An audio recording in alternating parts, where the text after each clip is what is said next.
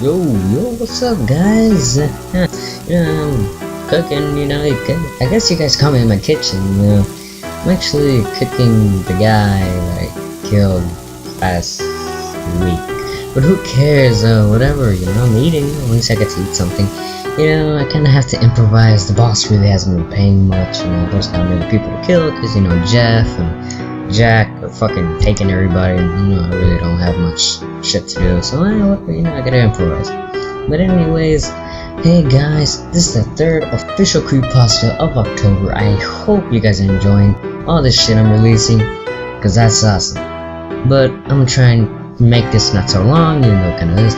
But anyways, guys, I hope you enjoy this creepypasta. This creepypasta is called Evaporation. It is really good. It's kind of like a continuation of another creepypasta called Salvation, which I did before. But anyways, guys, hope you enjoy your stay and all the fun creepypasta and scares you're gonna get. But nonetheless, guys, I'm out and enjoy this October.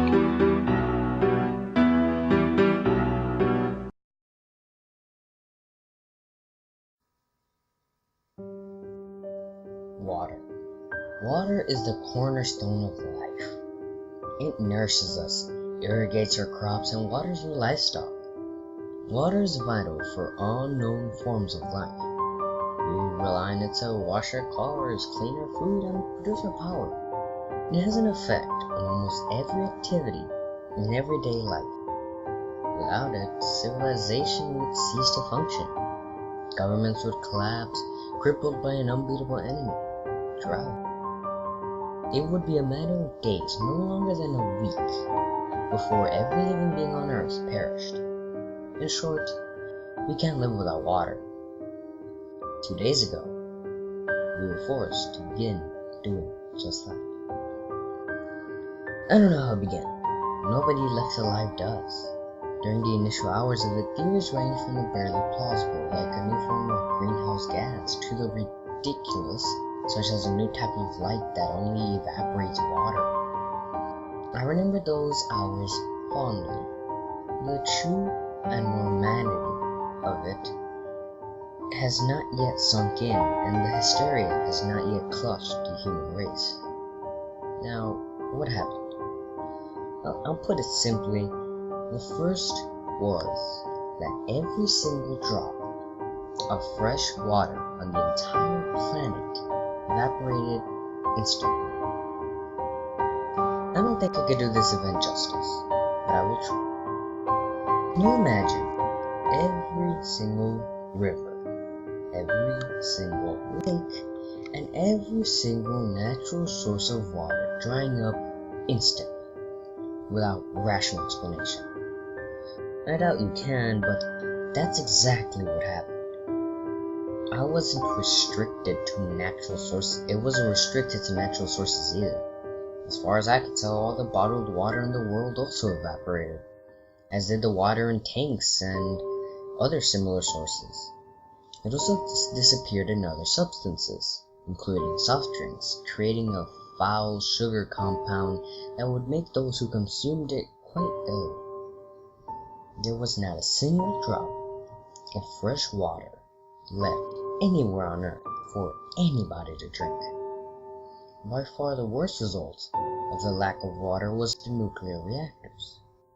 Without pressurized water, most of the nuclear reactors in the entire world, those who utilize purified water as a coolant, had no available source of coolant, and just under half of these had poor and untested fail-safe plans. The resulting effect of this led to the catastrophic nuclear meltdown in roughly 46% of all water-cooled reactors. The world, already reeling from the unprecedented situation, fell into total anarchy. International communication ceased after almost a day after it began. There was a second effect: saltwater poisoning. Many people flocked to the desolation plans in the first few hours, hoping for salvation, but they found none. But approximately at the same time as the worldwide evaporation, satellite increased by 5-fold in every sea or ocean on Earth. Desolation plants were able to cope with this load for approximately 20 hours, and fuel began to run low. And with the imminent collapse of civilization, thanks to the multiple nuclear catastrophes, more was delivered.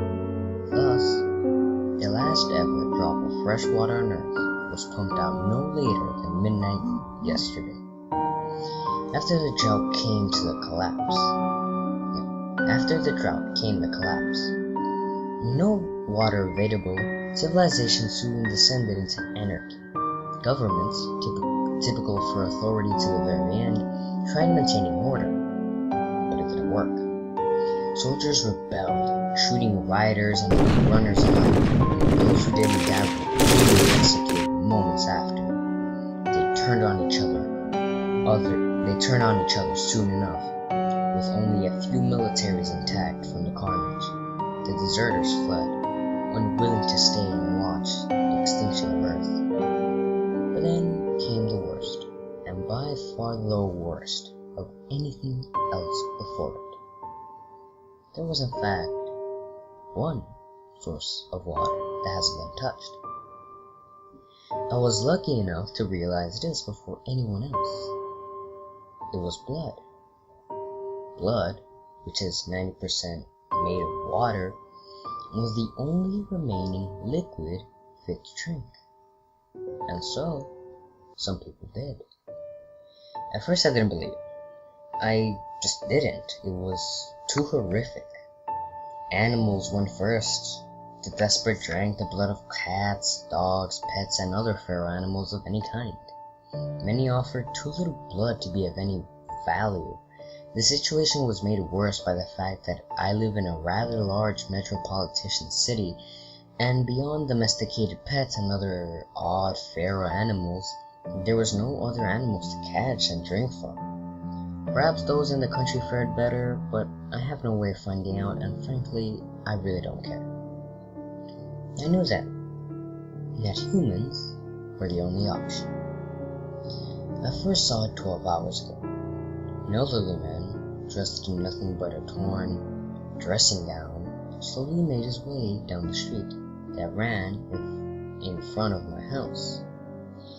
He called for help desperately, croaking out that his entire nursing home was dead or dying, and that the nurses had fled, and that he was looking for help. He was so pitiful that I almost opened the door, if only to offer him some respite from the midday sun or some spare rations. If only I had been a second faster. I don't even think I'd be rather this. Before I could open the door, 3 people, 2 men and a woman, pounced from the shadows of a nearby tree. The poor old bastard had no chance. They leapt upon him, frenzied in their dehydration, and sent on him with makeshift tools. It was the most terrifying spectacle of my entire life. One of the men had a hammer. He set about bashing the man's joints in, one by one. Crack, crack, crack. I retched bile each time the hammer slammed into a bone. So sickening was the crunch. The other one had a gardening hoe. He hovered above the elderly man, bringing the makeshift weapon down once, twice. The tool cut through the man's ankles like a knife through steak. The metaphor made me vomit. After I did, I looked back, only to satisfy my own growing. But I wish I had not. The woman, who was weaponless save for her own 2 hands, had strangled on the man's chest. Her hands were spread on the screaming man's face, and her own companions butchered him. Then, even as I watched, she dug her thumbs into his eyes. He howled like nothing I have ever heard before. She dug harder, pushing inwards and outwards simultaneously, and when they were pulled free, blood and some other less discernible liquids splashed all over her. She grabbed them and ate them like fruit. I could hear the chewing sounds from my door. They bent to consume the precious blood, and I just turned away. I personally call them drinkers. But there's one thing I want to make very clear about them. They're zombies. They are not affected by some external force that forces them to drink the blood of humans, such as some type of virus or disease. They are entirely human. I suspect that the dehydration affects them worse than it does to others, and this forces them to drink from humans, in a form of some pseudo-cannibalism, or they'll die. They represent the dark side of humanity. The drinkers also seem to recognize each other through some subtle signal. Not being a drinker, I don't know. As fast as I possibly could, I took in my meager supplies and some small comforts, this journal, and my 357 Desert Eagle up to my bedroom. I pushed the bed against the door with my rapidly fading strength and piled furniture on it. The Desert Eagle had a full clip of 7 and had one spare, enough for 13 drinkers and, well, I'm sure you can imagine. Another 6 hours have passed, and I can really feel the dehydration now. My tongue feels numb and my skin feels like sandpaper. I tried to eat some bread before, and I almost choked. There's no saliva to moisten my throat. Now I'm hungry as well as thirsty. I don't even know why I've kept writing this. Maybe it's something to occupy me during that final hours of mankind. Maybe I hold some hope that a solution will be found, that somebody in the future will read this and remember what it was like. Maybe I'm just delusional. It's getting worse. I'm breathing heavily and becoming more and more lethargic. This room feels like a sauna. I can almost see the waves bouncing across the room, becoming more and more intense until I literally am cooking alive. It's not a pleasant vision. My pen keeps slipping from the page as I suffer random bursts of weakness. I'm scared I won't even be able to pull the trigger if the time comes. I am so terribly thirsty.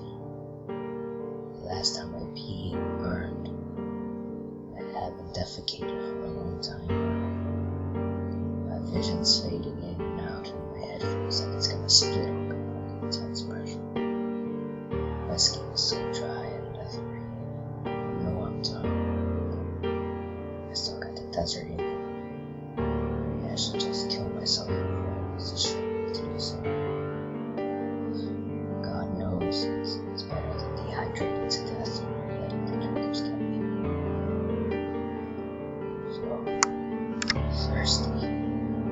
It's dark and I lost the good. Since I was gone. So thirsty. Dying. What was that? Someone's knocking at the door. Don't be let in. They say the drinkers are coming. Should I? I don't even know. Maybe. I'll go get a drink. I'm so thirsty.